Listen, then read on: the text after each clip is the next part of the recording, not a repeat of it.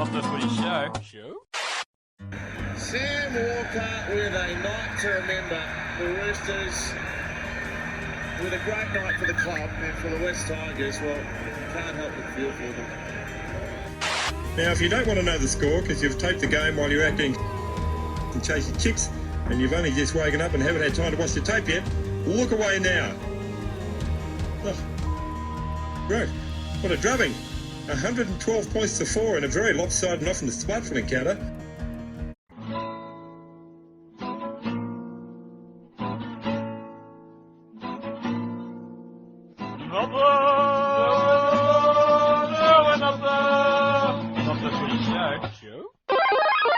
G'day everybody, welcome to episode 253 of Not the Footy Show. I'm Warwick Nicholson. I got Rob Cox on the line, and yes, this is a podcast. This is Not the Footy Show, and it is August. How you doing, Coxsmith? We seem to have missed a few rounds and a few weeks, mate. What happened? Just a couple. I put a thing out on Twitter last night that said, we're about to do a pod. There's whispers on the wind, and good old mate Turtle Wilson from north of the border asked if there'd been an Origin series, and I said I couldn't recall one. So I thought it was fair enough that we just sort of move on to the real nitty gritty of the season, which is the finals. What do you reckon? Well, yeah, look, when it comes to Origin, I think Turtle Wilson's going to have to pull his head in, mate, because we don't want to talk about Origin down here. I know we came close. We came close to doing one after Origin 2 when New South Wales were really good, but I think you had to get on a flight the next morning to go to South Australia, and we never actually, got it stuck into it. And then Origin 3 came along and I got COVID. So that was fun. Yeah. And a few things else have happened since then. You're lucky to have me, kids. I'm doing all right. But where we're at is that the season has 2 rounds to go to the finals. And I've titled the podcast Open Season, Coxsmith, because a month ago, it seemed like it was Penrith's comp. It just did. Penrith are going to run the table. They're going to win the minor premiership by, 5 games. They'll lose probably 2 matches all year. And then Nathan Cleary goes and does that. Jerome Luai hurts his knee. Dylan Edwards, as per normal, gets injured at the back end of the year. And the window has opened up to a bunch of teams. I really didn't have much hope for anyone, maybe other than the Sharks or Cowboys a month ago, to worry Penrith at all in the grand final. But now, open sesame, isn't it? Absolutely, mate. You're right. It very much seemed like it was Panthers' premiership to lose, and nobody was really within a bull's roar. But let me say this. Remember last year after Origin as well, Luai went down for a few weeks with a leg issue. I love Origin. Like, I just love the intensity of it. Right? But here's the thing. It does stuff the NRL season up. But it stuffs it for a number of reasons, split rounds and, lame duck rounds where teams are fielding a B or a C grade team because they can't fill it up because all their stars are out. I don't know why the clubs cop it, to be perfectly honest with you. I know why the players like it. That's money. The players like it because, like put it this way, Luai, for example, that injury can happen in any game. So it's not exclusive to Origin, but, he makes a fair whack. I'm probably thinking around $600,000 to $700,000 a year. I think by now that's where his contract is, yeah. Out of club football, and he's made 45 out of not even 10% of his contract. He's made on top with Origin. Origin football does destroy the NRL competition to a degree in a lot of different ways. That break in the middle of the year, some people think it's great. It's not. They'd be better off having, a couple of different rounds where the NRL players may not take so much of a big part in it, or the superstars. I know the NRL sees it as a big cash cow and they keep milking it every year, and that's fine. They can't turf it. It's not financially. I'm not saying to turf it. What I'm saying is the way that the competition is at the moment, and hear me out on this, when we get to 18 teams, which we will in the next 3 years, maybe 2026 or something like that. End of the next TV deal, you'd think. Because, the competition can't sustain a bye every week. That's pointless. We've spoken about that before. That'll be the first complaint from every media outlet, including the ones that wanted 17 teams, which is the absolutely. come round one next year. Oh, it's not fair that fans can't see their favourite players play every week. That'll be the first thing they say. They're the ones that ask for it. We know that there's not really enough NRL players at this point in time to go around. You can put lipstick on some pigs and pretend, but you're still going to water down the competition when you bring more teams in. That being said, there will be an 18th team sooner or later. And when we get there, what I think they should do, and some people will howl from the top of the hills, it should be everyone plays each other once, or it has to go into 2 conferences. The problem, like I've mentioned before, with 2 conferences is when you split 18 into 2, it's 9. And that either means that 1 game per round will have to be a cross-conference game, or there'll be 2 buys, 1 from each conference. So we're I'd say they'd go with a cross-conference And if you split it, Coxsmith, then you've got the inequality of travel. You've got North Queensland going to Melbourne. You've got North Queensland going to Auckland. And you've got Parramatta going to Penrith. Yeah. So I say they've got to play each other once. Yeah. The season has to be shortened up, but hold on, do we want to do that? Because that means less games. Oh no, less cash. Look, the quandary is until maybe they ever get to 20 teams, but mate, that can't happen in the next 10 years. We had that chance. We've been there and done it. Yeah. And we decided that pay TV was more important, or /TV was more important than a national competition. So thanks, Foxtel. Thanks, Channel 9. We're doing it again. Someone making money is more important than the competition. Which will make money. That's the funniest thing about that whole thing that happened in the 90s is that the game was in such a good position. It thought, we can expand to 4 teams. Just think about that, 4 teams in one go. They'd got away with 3 back in '88, but one of those sides was pretty much a lame duck after 2 years, which was the Gold Coast. They're still lame duck. Anyway, but so speaking of lame ducks, the St George Illawarra Dragons, mate. I got a message the other day, and read it. Have you got it? Okay, I'll bring it up. You just fill for 30. I wrote this, and I still stand by it today. By the way, okay. I'm so filthy. It's been a build up, mate. This has been a drip effect. This hasn't been, a tidal wave of emotion. This has been building and building and building over the last 6, 7 years. What did you send it to me on? Can't remember. On Facebook. Facebook. Facebook. There was a message on Facebook. Yeah, I know. Yeah, you put it on. I was in hospital the other day, and as a way of making me feel better. Well, Warwick went to hospital for a bed bath. That's about it, folks. That's good. It's good. I just got to find it now. Come on, keep filling. Well, you want me to play some elevator music or something, mate? I do have a bit of that. If I can remember. It was a post that you put up. Here it is. Got it. All right. Read it. All right. So my doctor, I had my gallbladder out, people, and a hernia just for good fun. But my doctor's name was Dr. Yo, and Coxsmith started with. Yeah, he's Isaiah Yep. I think he means Yo. Is doing great things on and off the field. And for the record, I've left the Dragons faithful. Well, that's a question mark whether you were ever faithful in the first place. I can no longer support them. They're dog something, and have been for some time without any hope. I didn't call them dogs. Hold on. Let's go back. I called them dogs. They went weak, were they? SH1T. And have been for some time without any hope for better days anytime soon. I've divorced them. We are done. The end. From Roberto Coxsmith. We're done. I thought it was. I wasn't sure what I was reading because I was drugged up, but it was fun. And Dr. David Yo, well done. I'm doing well. Had my first bit of butter in over a month the other day. It was fantastic. What an experience. Speaking of buttering bread, or not even doing that, and just getting sort of like a 90-day-old loaf of something and putting it out in the first grade field. That's what Hook Griffin's been doing for pretty much since he arrived at the Dragons. Mate, there's no rhyme or reason why, if you watch the Dragons on the weekend, you can sit there and go, why is Terrell Sloan not playing first grade? When they actually threw the ball around against the Titans. There was actually a change in how they approach things. They almost gave the game up again. That's classic Dragons. But for 2 years, or for the most of this year, all that he's been trying to do is not lose games.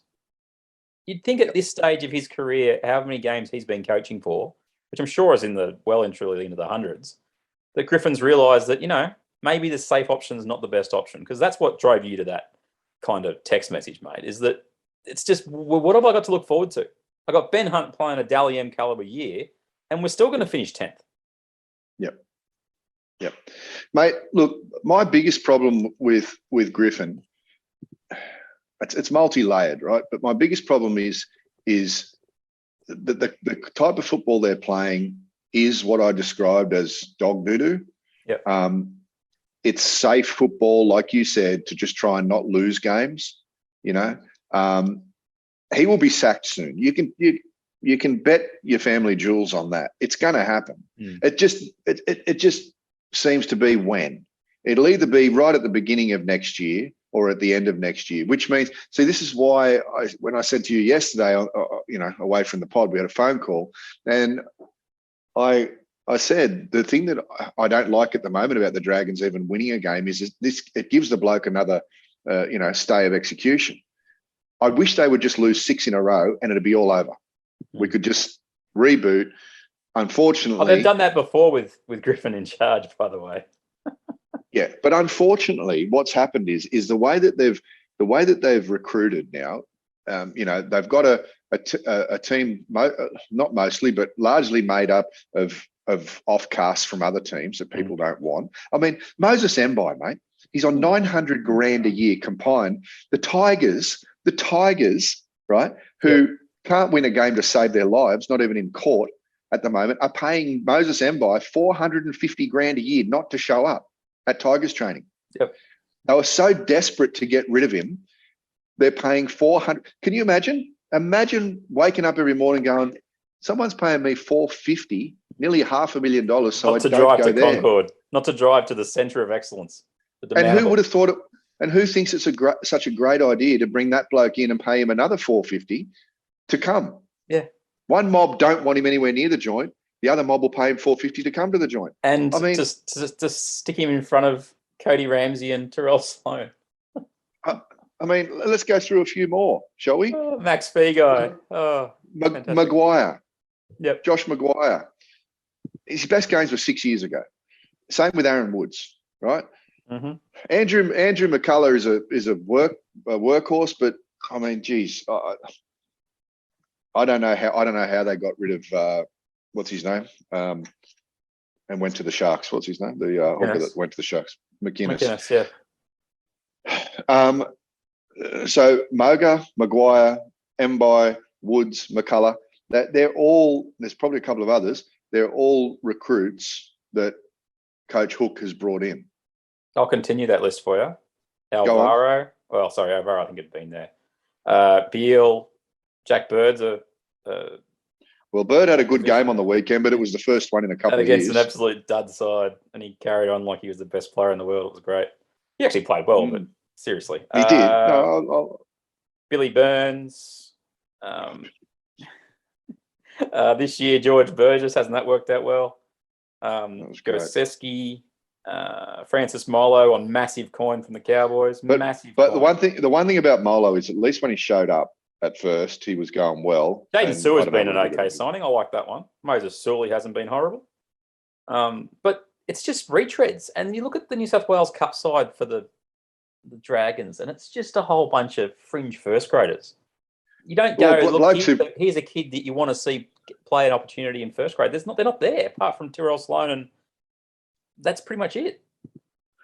See, you know, I know it's hard to build a roster of 25 to 30 blokes. I get it, you know, under the $9.5 million cap at the moment, when you're paying one of them 1.2 or whatever it is, which is fine because Hunt has deserved that money this year. I'll take my hat off and I'll say Hunt has deserved that money this year. The problem is a lot of these other blokes, you couldn't even take 4 shots of whiskey and squint and think that they'd be near the first grade standard, because they're not. They just aren't. In New South Wales Cup, that's where they belong. That's just where they belong. And these are the guys that are filling out roster spots like 16 to 24. Yeah. And you're probably paying them, you know, 20% more than any other club is to play in your reserve grade. What do you reckon Hook Griffin's record at the Dragons is? 45 games played, coached. 45 games played. I reckon he's won 17 of them. Oh, not bad. Accurate. Am I right? Yeah, 17 from 45. He's won 37.8%. What a guess. His overall record, he's coached 218 NRL games, and he's won 130 of them. So he's 52% winning record, but he's only 38 at the Dragons. And this is sort of sums up the Dragons here for me, is that, you know, Mary McGregor got time after time after time, stay of execution, stay of execution, stay of execution. And you're 38% in 2 seasons since replacing him. So slightly better than Griffin. Yeah. It's just, there's just nothing. There's nothing to be excited about. It's still not good enough, mate. It's still not good enough. 38% is not good enough.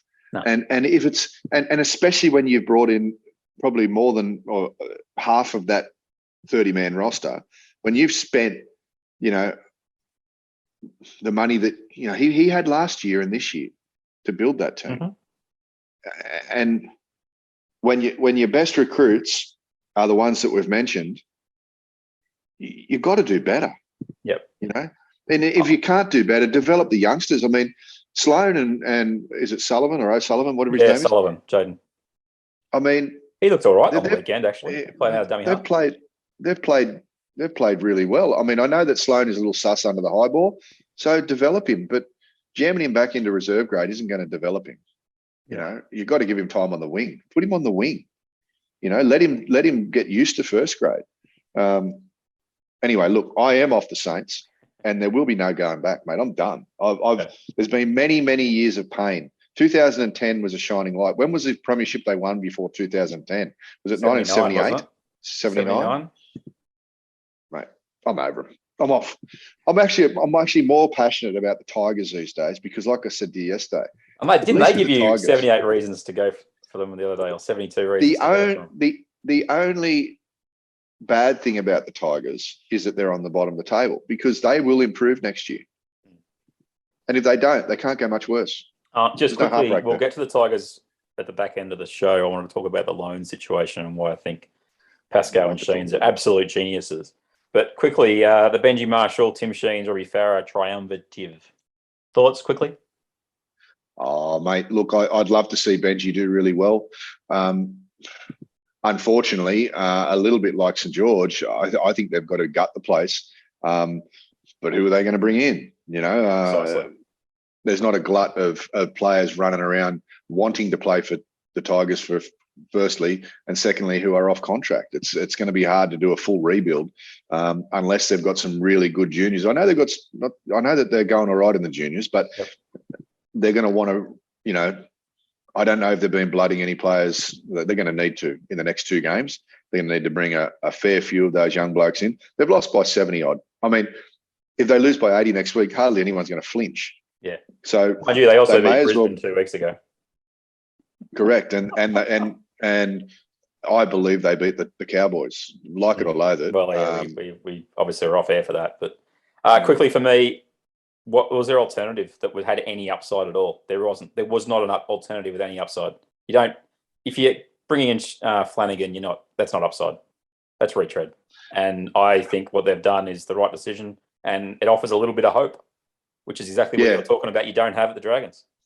Yeah, that's something we don't have at the Dragons, mate. Until they fire the coach and everyone around him, including those above him, I don't know how that's going to happen. So that's why I've kind of disassociated myself. But I really love to see. I like Sheens for what he's done in rugby league. Yep. I'm not sure if he's the man for the job at the moment, but it's going to be a precursor to Benji coming back or coming into the team as a coach, and I'm excited to see what happens there, and I really, really hope that he does good things. Quickly on the Raiders, just to give you all a bit of a perspective where I'm sitting with it. Hey, we've played all right. We haven't played great, but I think we've won 5 of our last 6. We're back in the race for the 8. Realistically, the only game in the last couple of months that we lost that we should have won was the one against Saints with the non-call of a penalty at the end of the match. And I thought it was absolutely delicious that the next time they played the Dragons, the exact same thing happened in reverse in the last play of the game. Graham Annesley's just going, oh, fantastic. All is right in the world. I'm fine. I'm safe in my job. Good old Teflon. Canberra, look, we haven't been great, but we're winning games, and that couldn't be said for the start of the year. We won 2 of our first 8 to be in this situation. We don't deserve to be in the top 8 to get the end of the year, but Brisbane have got the wobbles. The Rabbitohs could lose 2 games. The Roosters could lose 2 games. Heck, even Parra could lose 2 games and we could get in. Absolute bonus round stage for us if we make it. That's how I look at the year. We've given Xavier Savage an extended run finally. I didn't like how Ricky, good move. I didn't like how Ricky handled him at the start of the year because I thought there was a chance for him to play on the wing and just get exposure in first grade. And he was playing guys who hadn't played first grade either. That one, and he obviously hadn't met the standards that Stuart wanted at training. That's the only thing I can think of that's the reason he wasn't playing. Mind you, he was named an extended squad every week, so I don't know where the message is there. But what he's done with him has been good. You've seen the advantage of having Fogarty next to Whiten over the last few weeks. Whiten remains, I think a little bit underwhelming in the grand scheme of things. You said that you think his form this year has shown more than maybe even when he won a Dally M a couple of years back. Well, hold on. What I said was I'm more of a believer in him this year. Yeah. I'm not saying he's form. I haven't watched every minute of every game, so I don't know. But I'll tell you, if I had a team and Whiten was playing for that team, I'd feel much better if he was playing for Saints at the moment than, I think Whiten is, it's not so much the guy's skill, it's his desire and his drive and his toughness. I'm not sure if there's, like I said to you yesterday, I think he's probably, I didn't say this to you, but I think he's probably one of the best top 15 players in the comp. Oh, that's probably my biggest frustration with him is that he will go long periods of a game where he needs to be involved without touching the ball, especially inside the attacking 20. And that was, to be fair, I didn't see that against the Knights. It was our defence that got us in trouble at halftime against the Knights on the weekend. But that is something that Whiten has to be called out on by Stuart, and I'm sure to a degree he has. But there will be back. There was a game, I think it was against the Panthers. Yeah, it was against the Panthers. We had 3 sets of 6 in a row. It was 6-all first half, and he didn't touch the ball for 12 straight tackles inside the attacking 20. He needs to get more involved. I mean, that's been the common criticism of him. But I certainly think more of him these days than I did when he did win that Dally M. I think he's important to that team and any team he plays in. So Canberra have got Manly this weekend in Canberra, and then they play the Tigers in Sydney. They'll win both. They should win both. Mind you, I always worry when I come up against a guy like DC against 4, and especially when it's their last couple of games together. I know the rest of the team looks like they've checked out mentally, but give those 2 guys an even break and they can beat you. That's the way that their careers have sort of been. Not in Canberra, I don't think, mate. You wouldn't think so, but that gives Canberra a chance. They get to 30 and they should make the 8, but there's still no guarantees because... Well, they've got to have someone drop out in front of them. The Roosters, Brisbane, they all win one game and they pretty much jump ahead of Canberra on that 30-point plateau. Right now, Coxsmith, what's your gut feel? We went through just beforehand what the draw is. People probably know what the draw is going in, but at the moment, if Canberra make it, who misses out? Is my question to you. Well, Broncos, I would say, are the ones that are going to miss out. Souths aren't missing out. Mate, you've got Souths winning both their games. I've got Souths winning at least one of those games. Okay, so they've got Cowboys. They've got Cowboys and Roosters. Yeah, they could win both. I know the Roosters are, kind of like the form team in the top 8 at the moment, or they've come into form. They're doing a typical Robbo team thing, which is, kind of spluttering a little bit through the year and then, peaking at the right time. He's a master at that. That's why he's such a good coach. But I can't see Souths missing out, not with Latrell. Mate, Latrell these days can change a game as good as any player I've ever seen. They can get on his back and I'm not saying they're going to make the grand final. And I'm not going to say they're going to win it if they do make it. But I don't see them missing out on the 8. I see the Broncos missing out on the 8, probably more so. I'm more confident, though, in the Broncos beating Saints than I am of the Rabbitohs beating Cowboys and Roosters, and the Roosters beating... Where is that Broncos game? Broncos Dragons? It's at Cogra, I believe. Yeah, well, Saints are specials at winning games they don't need to. And the only advantage for Brisbane is they do play before Canberra does in that last round. So they'll know what they'll know. They'll know if they win, they pretty much secure their spot. There's not that pressure of if we lose, we miss out. I can't believe you've even looked that up. You are an absolute desperate, mate. You are. Can we get off the Raiders? I think we miss out. I'll be honest. I think we miss out. I think you do too. To be honest, I do. I don't like to say that because I don't mind the Raiders. I do think you miss out this year. I think it'll be the status quo as it is now. There might be a couple little shuffles. What order it ends up. So I said ninth. It's a win for Canberra given how they started the season. And if Brisbane though, if they miss the finals, poor old Kevy, he's going to need a big hug because he would have been thinking a couple of weeks ago heading into that Tigers game that top 4 was happening, baby. And now, things could have gone pear-shaped. Let's wrap up on the he'll need a bottle of Jack Daniels or something, mate, to soothe the pain. But yeah, I think the Raiders do miss out, and I think the Bronx scrape in by the skin of their teeth. My gut feel is if Canberra make it, it'll be at the expense of the Roosters or the Rabbitohs. That's just the gut feel, not Brisbane. Okay. Finally, the next stage of it is the Dally M discussion. We're not going to go into heavy detail, but it looks like it's Nicho Hynes versus Ben Hunt. I lean towards Nicho Hynes because of simply where the Sharkies are on the ladder. They've got 16 wins for the season and the Dragons have got 10. The way it generally works is if you win, you're going to get votes. And I just can't see Hynes not polling in pretty much every game he's played the last month or so. So at the moment, if we could trust the Dally M's as being the fair and equitable system that it usually is, I would say that he will end up with the Dally M. Obviously, Penrith, their two main, Cleary obviously was a huge chance, but now not. I don't think Dylan Edwards can get there because he's missed the game the other week. Is there anybody else that you can think of that would be a sneaky chance? I mean, Munster's had an amazing month of footy. But I don't recall where he was in regards to the rest of the comp. So I don't know the points at all. This isn't something that I normally look up because I've always been suspect on how kind of tilted the competition can be, and But look, I think Hynes is a special for this. I hope so. He deserves it because he's gone from great replacement for Pappy, fitting for Melbourne last year when they were on their absolute roll. He's the guy. He's the guy at Cronulla, and he's proven that he's more than capable of doing it. So, which is funny because when they bought him, they didn't buy him as a half. Bought him as a fullback, they bought him as possibly a 5'8", more than likely a fullback. Then Will Kennedy had an awesome back end of last year, and they went, "Well, we're not moving him." I wanted to talk about one other thing before we end up the pod because I think we're going to wrap it pretty quickly, and that is Channel 9 is the home rugby league. Is that right? Is that what we keep hearing? Yeah. But they do love a headline, the old home rugby league. We had one bad round on the weekend of blowouts, and it was bad. There's no doubt at all. I mean, the results on the weekend, but that's going to happen at this time of year. You get all the good teams playing the bad teams, and who knows? You can have results where there's 7 games where the margin's 40 points. It happens.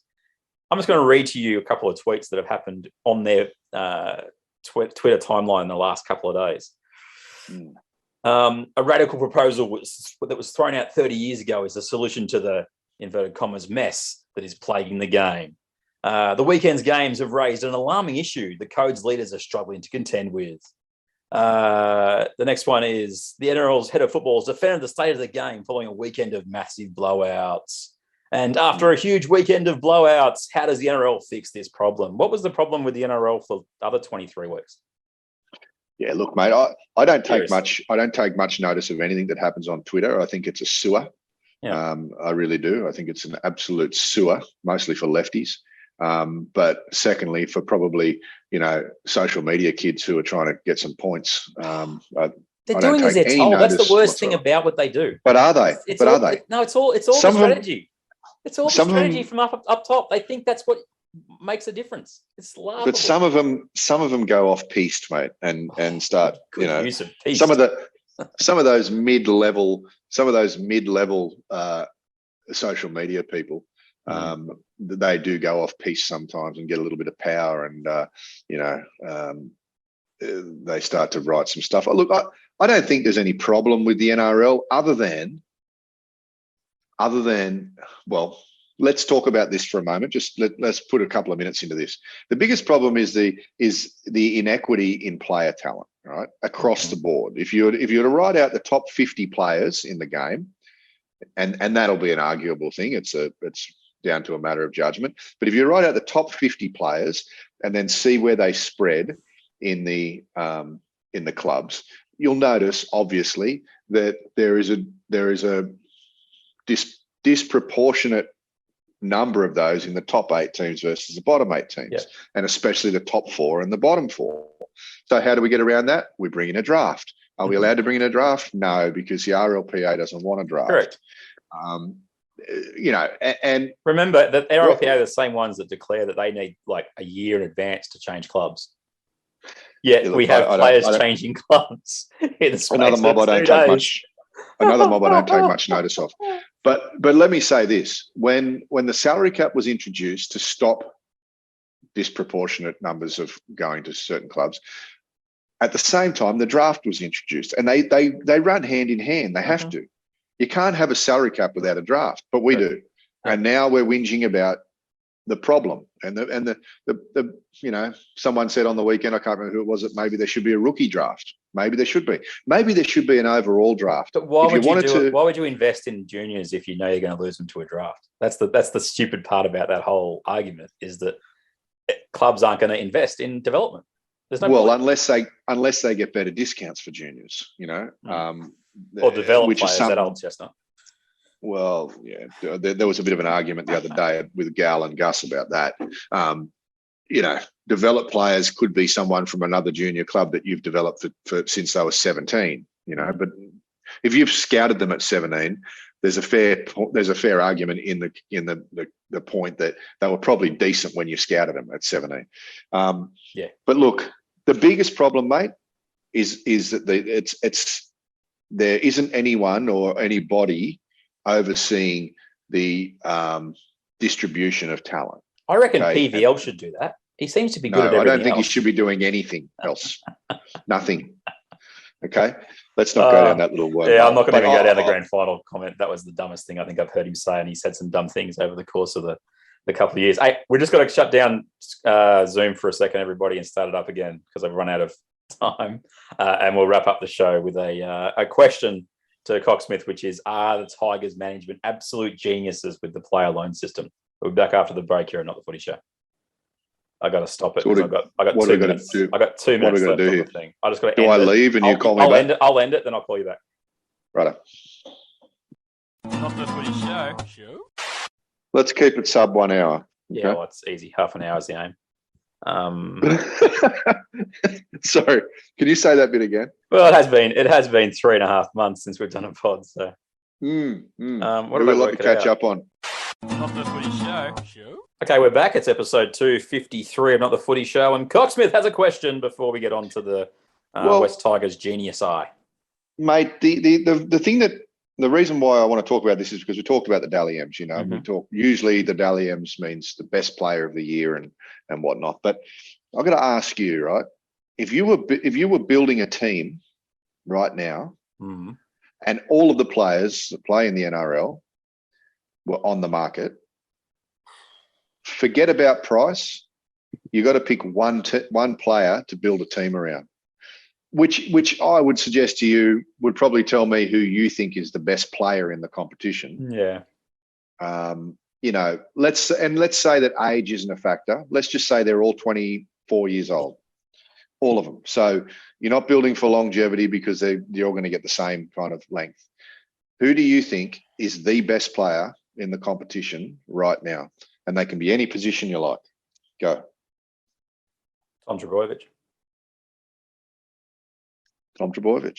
He's my favorite. He's probably my favorite player, and he's someone who wins games for you. If I was picking a side to be, the best, like one of the best teams in the league the rest of the next 5 years or 6 years, it'd be Nathan Cleary. But if I was picking a player to start with and I wanted my team to play a certain way, I'd probably go with Tommy. What about you? Yeah, look, Tommy came into my. I've got a list of 5 players. but there's only. So I can only have one. No.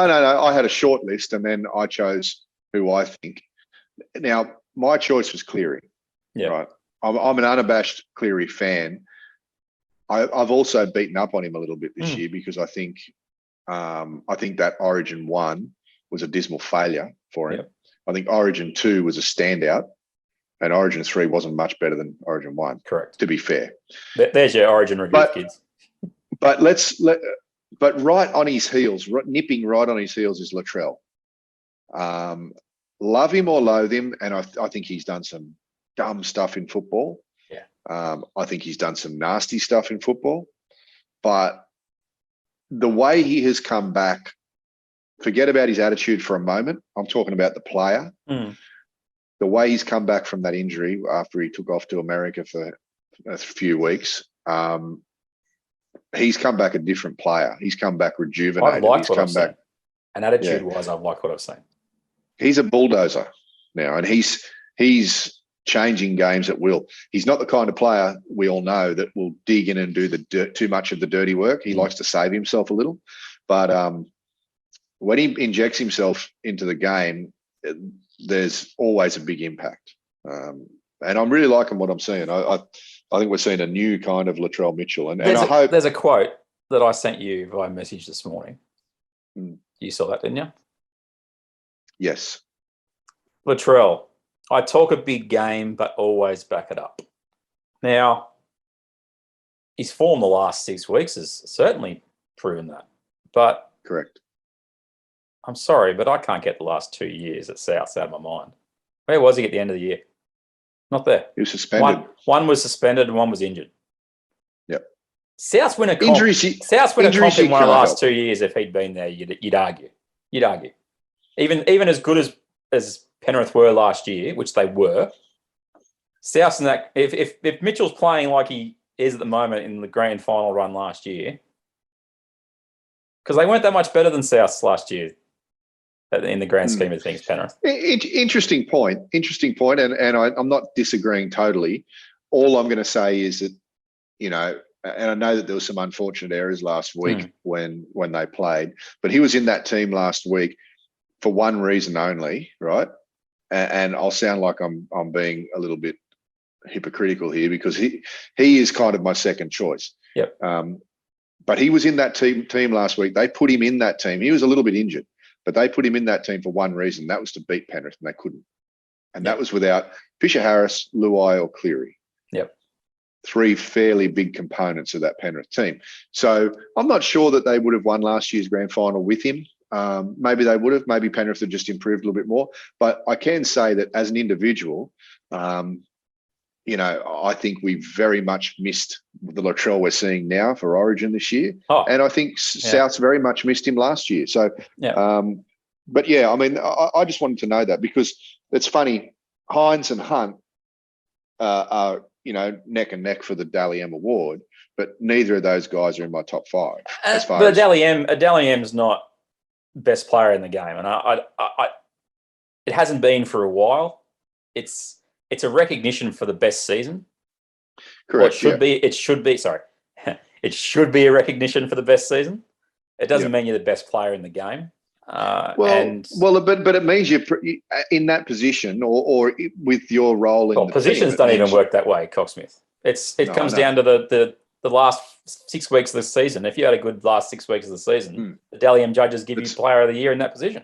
It's laughable. So just let me ask you this then, all right? And let's we'll get off this in 60 or 90 seconds. Hynes and Hunt are neck and neck. They're both halfbacks, right? Club football, they're both halfbacks. Yeah.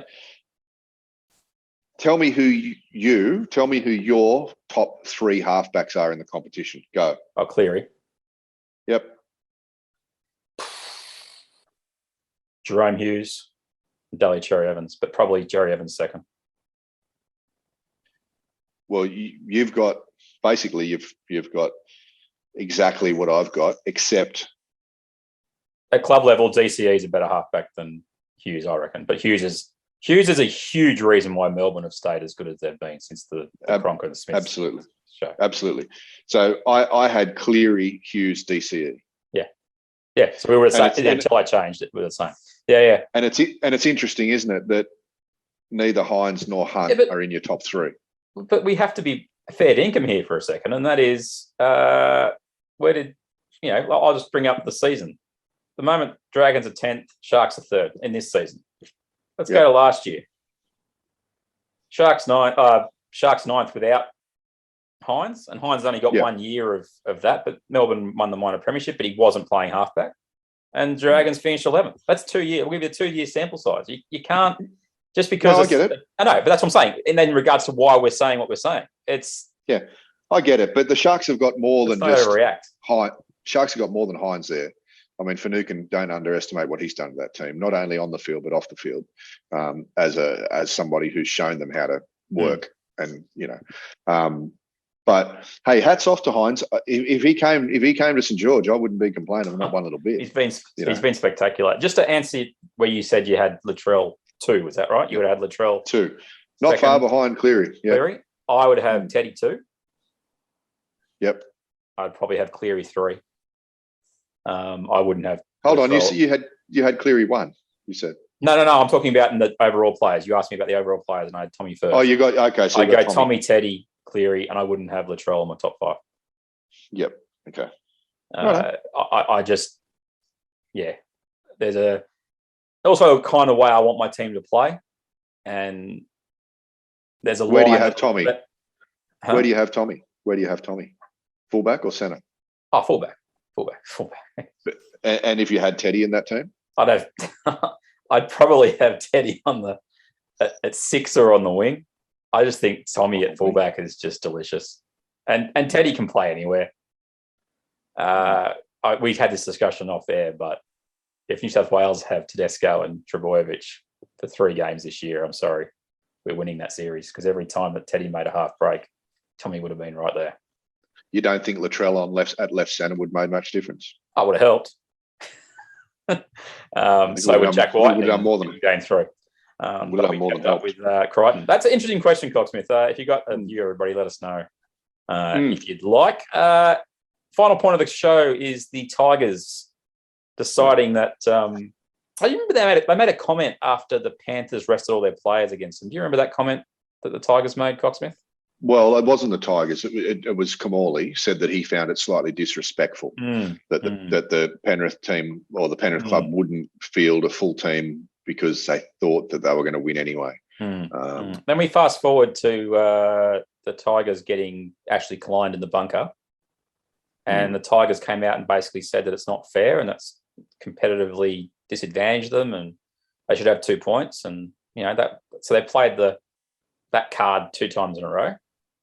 And then in the space of about 3 days, they let David Nofaluma go to Melbourne and Oliver Gildart go to the Roosters, which, look, as far as I'm aware, would theoretically change the competitive nature of the entire competition, would it not? Let me say this, and I know where you're going with this, right? I'll tell you what I think. I think that they should have. I think that they should have won that game that the bunker took off them. I don't think that you should be taking the NRL to court or even threatening it, even though that was probably born out of frustration. I think they got well and truly royally ripped off 100%. By the referees. They didn't win the game that day. They didn't win the game. On paper, if you look in the record books, you're not going to see an asterisk next to that game. Yeah. But they were certainly rorted by the system and could probably feel a little bit upset about that. Mind you, Adam Dewey had 2 shots at goal in the last 5 minutes. He missed both of them. But let's not talk about that. Yeah. Look, I think the journalists who've been writing about this thing this week, it seems to have taken them 6 weeks to notice it, that Luciano Leilua isn't there any longer, and neither is Gildart. Yeah, I meant Luciano as well, yeah. So basically, they've let 3 players off their roster go to teams in the top 8. Let's be honest for a second, though. Let's be honest. Gildart was never a threat to do much in that NRL team. I don't think he was up to the level for some reason while he was there, whether it was an injury issue or what. Yep. But Luciano and Nofaluma, the game they can change games. Though Luciano especially, why they let him go is beyond me. Forget salary cap. You just want to compete. And I know that he's not going to change everything about a team, but having him in that team definitely made the team a better team. And whoever's decision it was to let him go, whether he wanted to be there or not, he was always going to go next year, right? Well, the reason he left is because they didn't want to pay him big money before he signed with the Cowboys. So he pretty much threw the toys out of the cot and said, well, you don't want me to give me my money, I'll go elsewhere. And he wanted to go at the start of the year. There's not enough clubs these days, mate, there's not enough clubs these days saying to the players, don't want to play here? Well, guess what? We've got another jersey for you to play in, but you're staying here. Correct. So you can go and play in the park. Yeah. Or you can sit down and we don't pay you then. If you decide to sit down, we don't pay you at all, you know? But fact of the matter is you're staying here until the end of your contract. If we had a little bit more of that going on, we might have a couple of players like Gordon Tallis did years ago and sit a season out. So be it. You got a contract. So be it. Anyway, but what you I wanted to contract. refer to as much is that I'll take Melbourne as a good example of this. So at the start of the year, they start off with a pretty good roster. Pappenhausen's healthy, everyone's healthy, and they decide that's their roster for the year. Okay, sweet. Yeah. Tigers decide that's the roster for the year. They've got Luciano on there, they've got Gildart on there, paying big money. They've got Nofaluma, they're paying massive money, and he was pretty ordinary last year. For a winger, mate, getting $500,000 a year. Yeah, it's on huge money, and that's what they decided at the start of the year under the way the salary cap works. Hold on, a non-goal kicking winger. Yeah. Okay. And anyway, the season goes on. Pappy gets injured a couple of times, but he comes back, and then ultimately he gets a kneecap busted. That's a loss, but so is losing other players. Tom Trebojevic isn't playing for Manly the rest of the time. Correct. Why is it okay for Melbourne to basically go, knock, knock, knock, knock?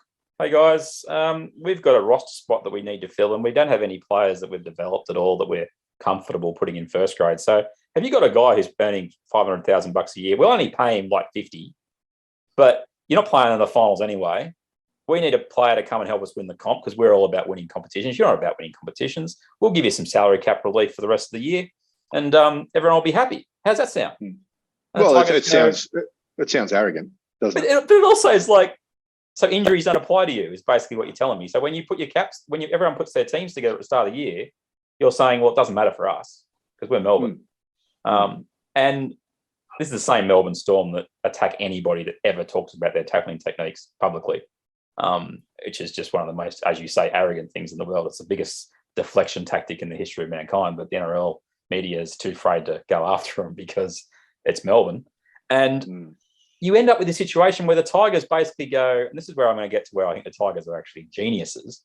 I think it's completely hypocritical. They can complain about the competitive nature of Penrith not playing their best players and the NRL taking a game off them when they're happy to give players away. But my issue with the Tigers there is that they're actually making it harder for every other team to win the comp from their own decision, not necessarily from Melbourne's decision, by giving that player away and saying, here is a guy who's capable of playing Test football, who was on the fringe of New South Wales selection a couple of years ago. Go and have a guy, and he's made an impact with them for two or three straight weeks. They also let Gildart go, which is a horrible signing for them. They paid him way too much money, and now he's ended up at the Roosters, and this is a quote that he had this week. I'm just going to read it to you. He goes, I absolutely love it here at the Roosters. The standard is really high, and they're going to not only develop me as a player, but I feel like I'm settling in a little bit. I'm still contracted to the Tigers for next season, but I'm not sure how things will work out. He says he feels like he has arrived at an NRL side. He played 10 minutes off the bench on the weekend. That's his first grade in like about 3 months. He goes, I think since I've come to the Roosters, I feel like I've arrived, and my journey, I feel like my journey has started once I got here. There are some great lads at the Tigers, don't get me wrong, but there are more senior players and more leaders at the Roosters. I've been listening to what they've been saying, and I feel like that's really improved me as a player. I learned what it takes in terms of intensity and the intensity in training and the small details. I feel like I've learned a lot. I can't really ask for much more than that. Nofaluma said pretty much the same thing since he got to the Storm. Yeah. My issue is that, they can't go back. Their comments, well, tell me, if you're the teammates and you're hearing them basically say, since we got to these other two clubs, the rest of you guys suck. You don't train properly and you're amateurs. That's pretty much what they've said. They can't go back. This is my point. This is the whole point I wanted to make. This is brilliant from the Tigers. because they are about to get off the contract of David Nofaluma and Oliver Gildart, because there's no way they're coming back next year if they've got any option at all, the Tigers. They don't have to keep them on their contracts next year. They might have to do the old Moses and Buy thing and pay out some money. No. They don't have to have them on their rosters next year. What's Gildart getting paid a year? Do you know? Do you know what he's getting paid? The Telegraph will claim they might know. I reckon he's probably on 2 to 3. He may be on more. But he was he was an okay Super League player before he came out here. Yeah. Yeah, look, I think you might be right. I still don't think what they've done is the right thing by the fans. No, not at all. But it's smart on their part. I think whoever made that decision is a dope, to be perfectly honest.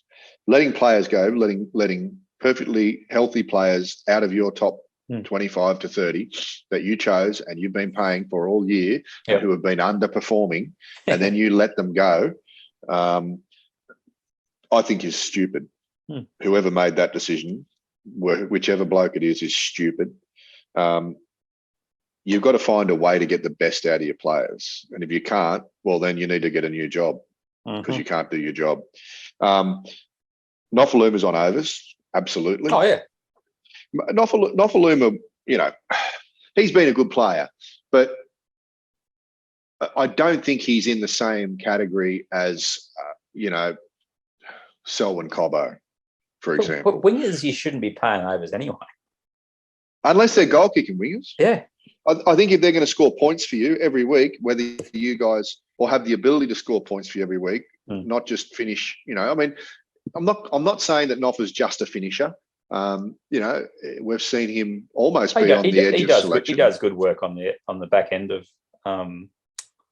back lines, like in coming out of his own end. He's good at that. That's his skill. He's not the best in the competition at it. Let's be honest. You pick Brian Toto or him. I'm having Toto 8 days a week, but Nofa's getting paid really well from the Tigers. I don't believe he's going to get 500K from the Storm. No, I don't think the Storm have got 500K to spend on him. He'll also be 29 next year, though, Coxsmith. So if he wants to stick around, he will take the pay cut. Yeah, but what does he want at 29? Does he want to win competitions or build bank? Well, I think the fact he's already in Melbourne says everything you need to know about what his viewpoint is on opportunity versus money. He's made his money from the Tigers. He'll get his money regardless. The current deal that he's on, if it gets paid out, he'll get his money regardless. So anything he's that's not exactly how it works. You sure?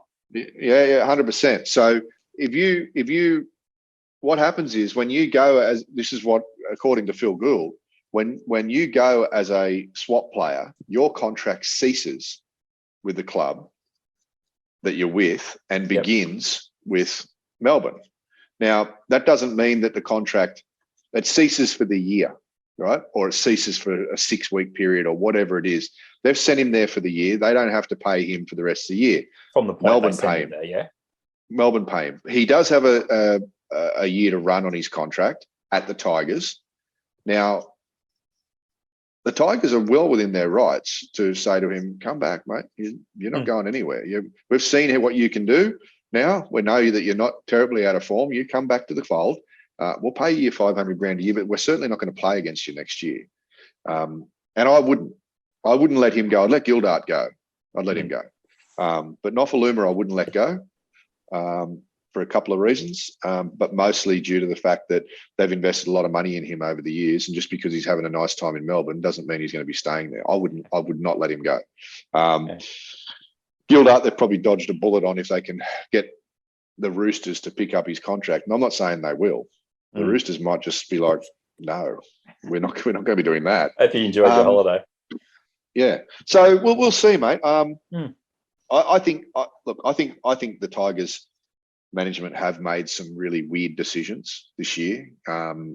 Luciano was the biggest one for me, unless he's, and we know that he's not from up there, but unless he's having massive, homesickness issues, and unless his family are there and he's not, there's no real good reason to let a player go mid-season like that, just to help another club. And like to your point, all they've done is made it harder for other teams to win. And those other teams, I mean, I don't like this. I don't like this mid-season lending. You pick your 30. If you get injured, that's what stiff happens. cheddar. So if you you don't have a guy for the first month, and that means you miss the finals, then that means you miss the finals. That's why you play a season. We had this discussion yesterday, Coxsmith. Yes, you miss. And as Bill Parcells, the great NFL coach, says, your record is what you say. His record is what you are. That's why you played 24 games or 23 games. And for teams to be able to turn around 3 weeks out from the finals and go, oh, we'll just have this guy and this guy and this guy because we've lost this guy, this guy, this guy. The Tigers cannot sit there and play the victim card as far as I'm concerned. It's hypocritical. 100%. And things like even like I don't like the deadline where it's at now. I think it should be June 30. Who knew coaches could rot the system, Coxsmith? It's not like they've done it before. Matt Lodge playing for the Roosters is just a case in point. That one, to be fair, he did get released by the Warriors. Now he got paid out a big amount of money, so leaving. Well, the Warriors were stupid. If they were going to pay him that money anyway, sit him down. Yeah, sit him down. Sit down for a couple of years, mate. That's where you're going to sit anyway, and you don't get to play. I think we've covered off pretty much everything. I think Coxsmith. We only planned on 2 or 3 things, but we've done a number. And again, we've covered it, mate. Quickly, shorter podcast is the idea. We say this every year, but I would like to actually chat a bit more. People, we need you to vote with your feet, though. You need to let us know directly whether you want us to do regular pods through the next couple of weeks and into the semis. By that, I mean, they could be 5 minutes, they could be 10 minutes, they could be right up to games, and you get them the next morning. However it works, but we want to hear that you actually want it. Otherwise, we'll just have conversations on the phone like we normally do and waste all the gold. Then I can swear. I can say what I want to say. Yeah. Don't make me laugh, all right? Without fear of being sued or fired. I'm not scared about being fired. Actually, I don't give a rat's about that. Good. So anyway, that's been the episode. Get us on Instagram at Not The Footy Show. We're on Facebook and Twitter, etc. You can find us on the website. And if you haven't given us an iTunes review or somewhere the like, we would love to hear from you. And a big shout out to Brent Coxford, Isaac Reeves and Turtle Wilson for responding to our tweet about the fact we were going to be doing a new show. We do appreciate it. And Grant, it was not a lie. It's fact. Not The Footy Show is back in 2022 after a 4-month hiatus. Back, what do you got? We're back. What do you got for us, Coxsmith, to take us out, mate? Mate, I've got one word for you, buddy. Pepsi. Not The Footy Show. You been sleeping over there? Pepsi.